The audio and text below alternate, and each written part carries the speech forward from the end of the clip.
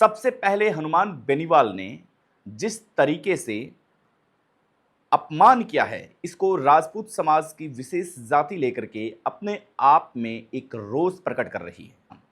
अब हम आपको बताते हैं उन 5 राजाओं की एक ऐसी लिस्ट जो आपको सोचने पर मजबूर कर देगी कि क्या राजस्थान का ये जो गौरव है, वो गौरव रियलिटी में लड़ाई लड़ी, लेकिन परिणाम स्वरूप वह इस युद्ध में हार गए और उन्हें पीछे हटना पड़ा।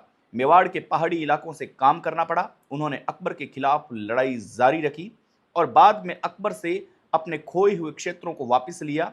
चावंड में महाराणा के अंतिम संस्कार के स्थान पर एक छत है। महाराणा सांगा की नेतृत्व क्षमता, पराक्रम ने उन्हें एक महान योद्धा के रूप में अमर बना दिया है। ये बातें रियलिटी में आज हम देख रहे हैं कि सड़कों पर हकीकत में क्या दिखाती है। क्या सड़कों पर एसआई भर्ती रद्द करने का आंदोलन है वो यहां तक आ गया है कि अपनी मर्यादित भाषा है वो भूल रहे हैं क्या। नमस्कार।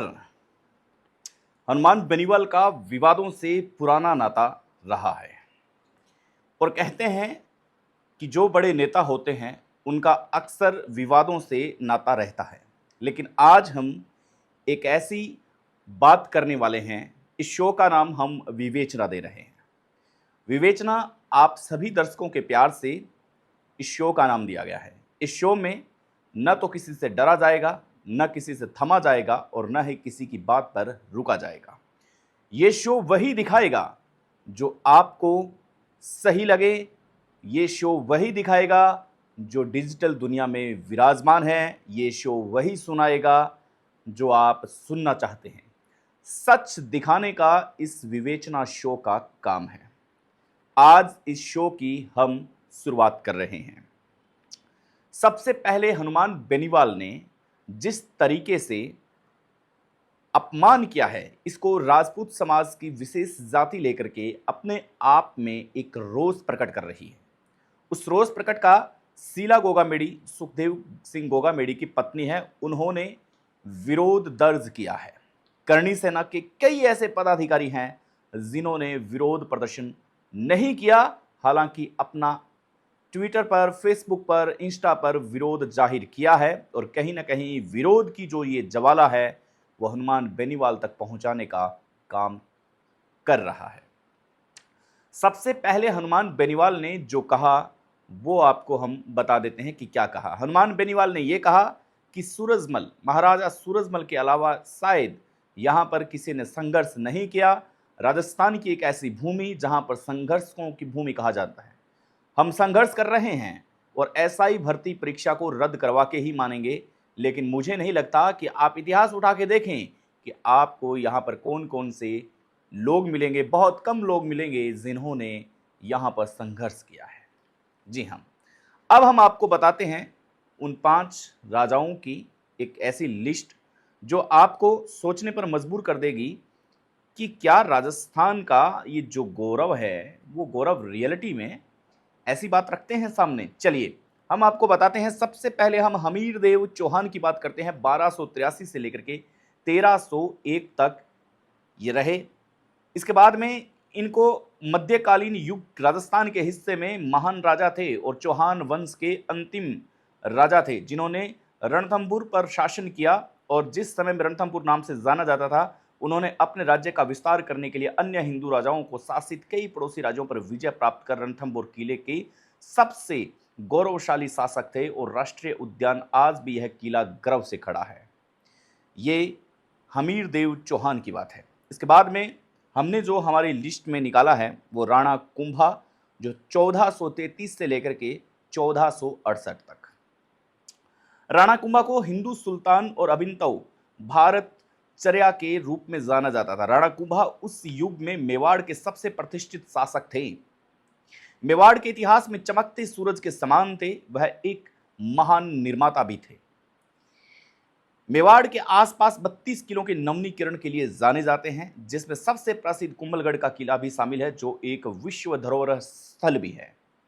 इसके बाद में हमने लिया है हेमचंद्र विक्रमादित्य। जी हाँ, हेमचंद्र विक्रमादित्य हेमू नाम से भी जाना जाता है। आदिल शाह सूरी के हिंदू सेनापति थे। उन्होंने प्रसिद्ध रूप से अफगानों और मुगलों के खिलाफ आदिल शाह के 22 लड़ाइयां लड़ी थी। 1556 में उन्होंने दिल्ली की लड़ाई में अकबर की सेना को हराया, फिर उसका नाम विक्रमादित्य रखा। उन्होंने थोड़े समय के लिए उत्तर भारत में हिंदू राज की स्थापना की।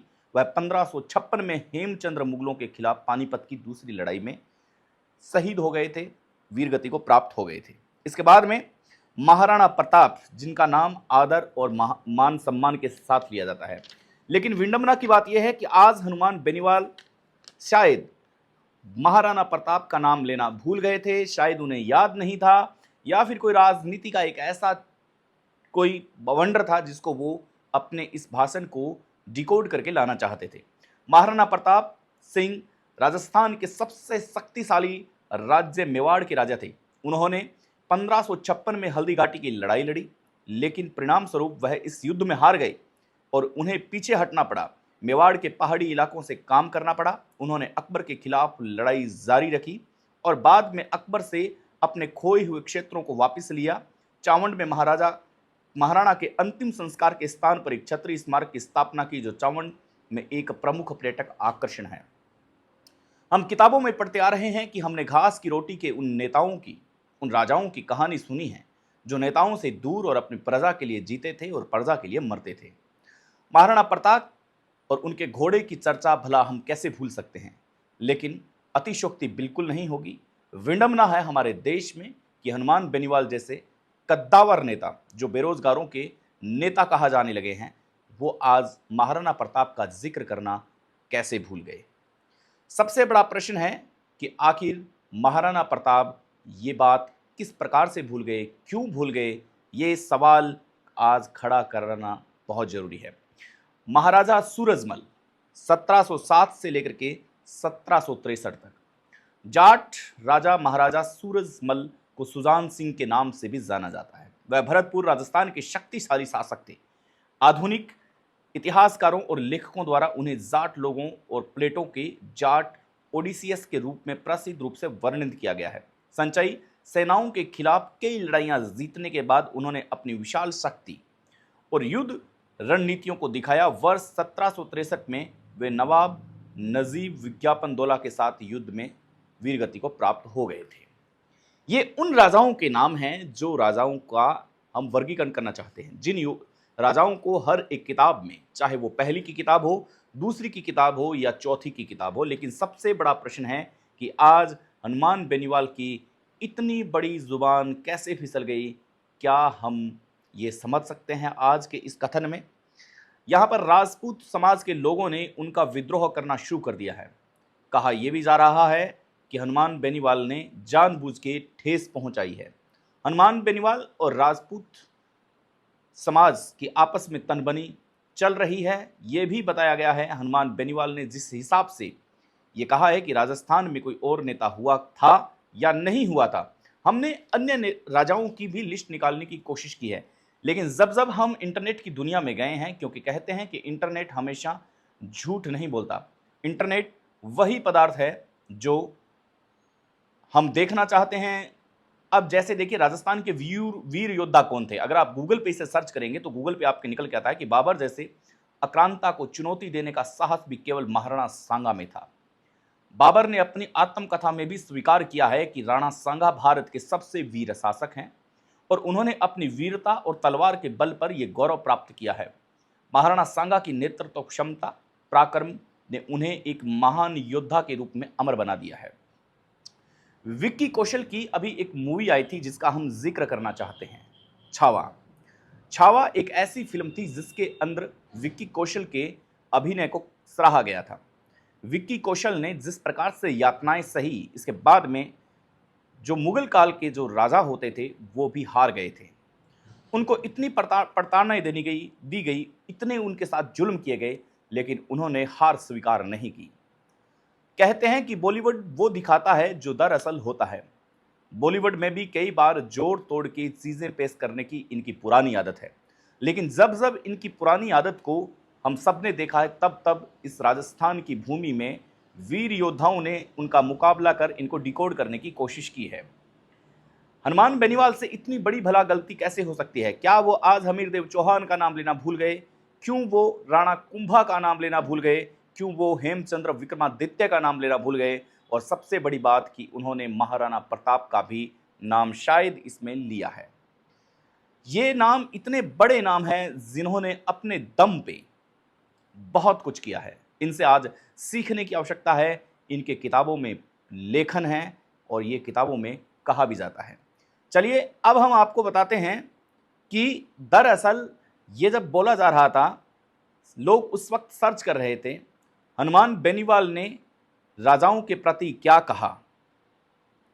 जब ये सर्च हो रहा था तब ये 4 घंटे पहले की एक हम खबर है वो आपको बता रहे हैं कि क्या मुगलों के पास बेटी लेकर पहुंच जाते थे राजस्थान के राजा हनुमान बेनीवाल पर भड़की करनी सेना। कहा जगह, समय और तारीख। या राष्ट्रीय लोकतांत्रिक पार्टी के सुप्रीमो हनुमान बेनीवाल ने एक बयान से करनी सेना आक्रोश में है। बेनीवाल ने राजस्थान के राज रजवाड़ों को आपत्तिजनक टिप्पणियां की थी। करनी सेना ने सांसद को मुंह तोड़ जवाब देने की धमकी दी है और अपने सैनिकों को तैयार रहने के लिए कहा है। हनुमान बेनीवाल के बयान पर करनी सेना नाराज हो गई है। बेनीवाल के राज रजवाड़ों की कुछ बातें कही थी, ये बातें आपको हमने सबने सुनाई है। करनी सेना के राष्ट्रीय अध्यक्ष डॉक्टर राज शेखावत ने कहा है कि बेनीवाल अपने पूर्वजों की अभद्र टिप्पणी की है। उन्होंने जल्द ही बेनीवाल को मुंह तोड़ जवाब देने की बात कही है।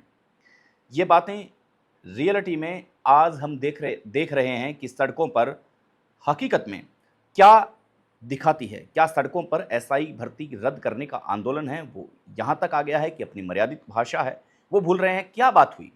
हनुमान बेनीवाल ने मीडिया से बात करते हुए कहा था कि राजा रजवाड़ों को लेकर कुछ बातें कही थी। उन्होंने कहा था कि राजस्थान के 1-2 राजाओं को छोड़कर किसी ने भी मुगलों की लड़ाई नहीं लड़ी, बल्कि वे तो युद्ध से 70 किलोमीटर पहले ही अपनी बेटी लेकर पहुंच जाते थे और उन्हें मुगलों के सामने पेश कर देते थे। ये तथ्य, ये कथन बिल्कुल गलत है। हम इसकी बिल्कुल ही सराहना या इसका साथ नहीं देते हैं। इतिहास हमेशा गवाह है कि राजपूत राजाओं के बलबूते पर भारत का गौरव है वो जिंदा रहा है। इतिहास गवाह है कि उस वक्त स्थितियां क्या होती थी, उस वक्त चीजें क्या होती थी। आज उन्हें इस बात का सीखना चाहिए। और जो हमारे इंस्पिरेशन हैं, जो हमारे प्रेरणा के स्रोत हैं, उनके साथ हमें ऐसी टिप्पणी करना, उनके लिए ऐसी टिप्पणी करना शायद अपने आप में एक बहुत बड़ी बात है। बेनीवाल ने आज यहां पर अमर्यादित भाषा का प्रयोग किया, ऐसा लोगों का कहना है, लोग मान रहे हैं। उन्होंने अपनी इस भाषा में पूर्वजों की बेटियों के सम्मान में कोई बात नहीं कही। उस वक्त हालात क्या थे, उस वक्त चीजें क्या थी, मुगल काल कितना हावी था, लेकिन कुछ राजाओं के बलबूते राजस्थान का गौरव ही नहीं बल्कि भारत का गौरव भी टिका था। राजनीति है और राजनीति के इस दौर में कैसी भी बातें संभव हो सकती हैं। यहां राजनीति के मायने बदल जाते हैं जब सिस्टम हैक हो जाता है।